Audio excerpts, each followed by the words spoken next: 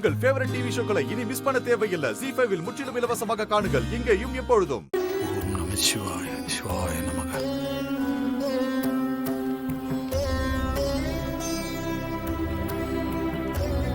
இப்ப எதுக்கு அத்தை ஜாதகம் எல்லாம் பாக்குறாங்க?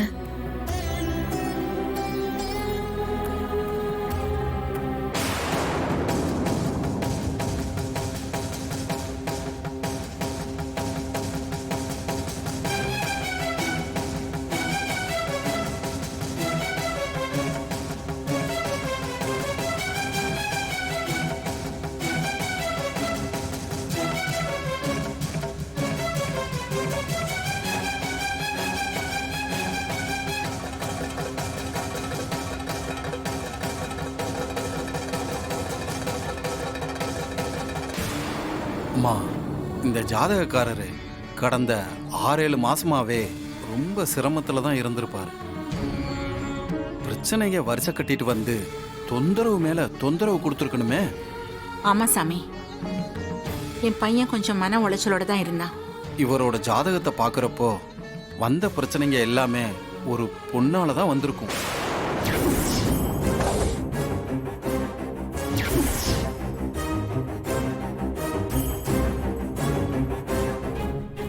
அதனால குடும்பத்திலையும் பிரச்சனைங்க வந்திருக்கும். இவருக்கும் இவங்க அம்மாவுக்கும் இடையில கூட பிரச்சனைகள் வந்திருக்கும். அதுவும் அந்த பொண்ணால தான்.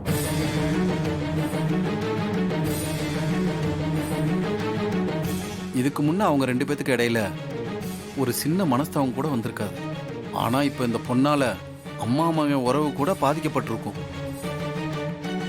ஆமா சாமி, நீங்க சொல்றதெல்லாம் அப்படியே நடந்திருக்கு. இப்போ என்ன சாமி செய்யலாம்? ஏதாச்சும் பரிகாரம்?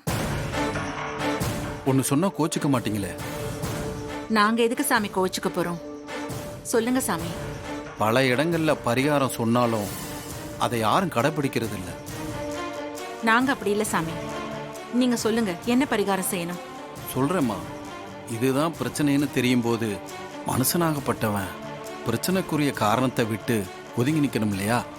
கொஞ்சம் தெளிவா சொல்லுங்க சாமி. அம்மா, அந்த பொண்ணு தான் பிரச்சனையோட மையப்புள்ளி. எல்லா சங்கடத்துக்கும் அந்த பொண்ணு தான் காரணம். அதனால அந்த பொண்ணை வீட்டை விட்டு எவ்வளவு தூரம் தள்ளி வைக்க முடியுமோ அவ்வளவு தூரம் தள்ளி வைக்கிறது நல்லது.